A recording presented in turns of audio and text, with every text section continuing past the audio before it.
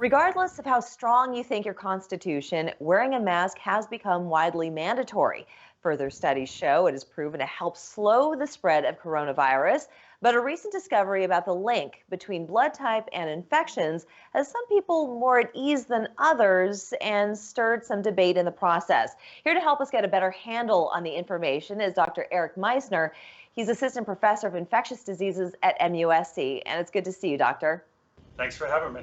So we've been seeing some articles recently stating that we are seeing a lower rate of infection in South Carolina or a slowdown. Would you agree with that information? And how can you explain the results if that is in fact true?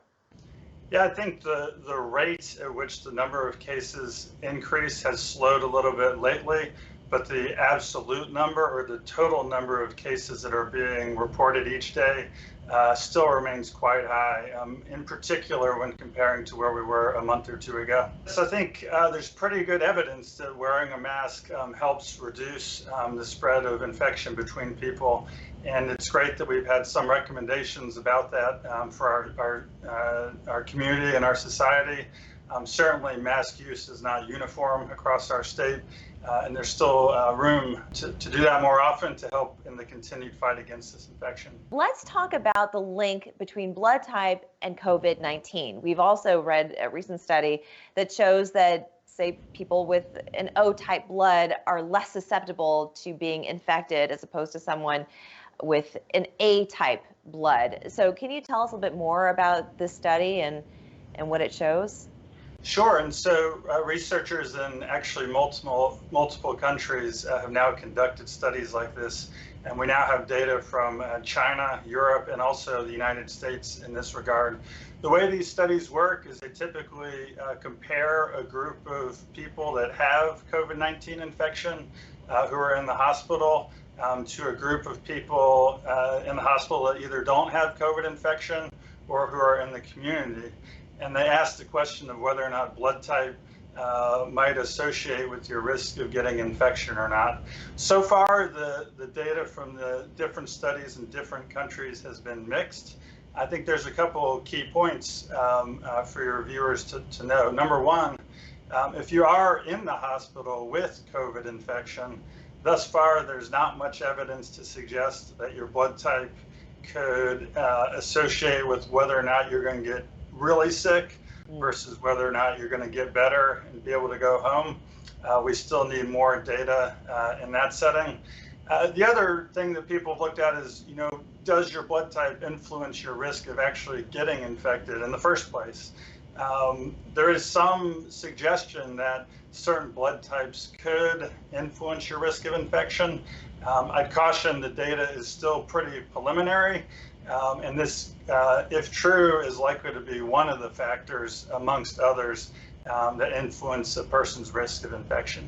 Yeah, so if you're walking around knowing that you have, say, an O-type blood, you should not feel secure in thinking that, oh, I will never catch it.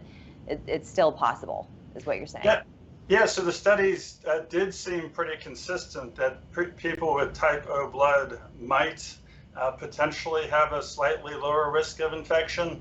However, the impact or the magnitude of that effect may not be that large. And certainly people of any blood type have the potential to be infected and the potential to get very sick from this infection. What are some of the other ways that COVID can manifest itself inside of a patient? Because we're hearing so much about it being a respiratory type of virus, but we've been hearing other people, in fact, guests of ours on this show who have said that they had it, they were told that they had it, but it showed up differently. Yeah, you're absolutely right. So we're learning more and more about the different ways that this infection can present in different people. Some people have really severe symptoms and some people have almost no symptoms at all.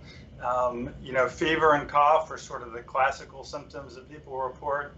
Other people have loss of taste or smell as their main symptom.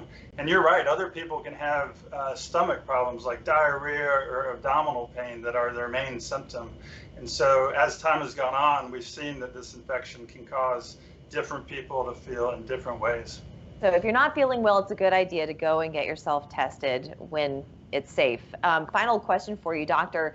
What is some of the lasting damage that COVID could have on a patient? Yeah, I think we're learning more and more about the potential effects on people's health even after the virus is long gone and they're recovering. I think we're in the early stages of that work, but we're certainly hearing more and more reports of people that have lingering symptoms for weeks or even months after they've long since recovered from the actual virus. And so as time goes on, we're going to learn more about what those effects might be. I see. All right, doctor. Well, I want to thank you so much for taking the time to talk to us. You've given us a lot of information to think about. Thanks so much for having me. Thanks. We're back in 2 minutes.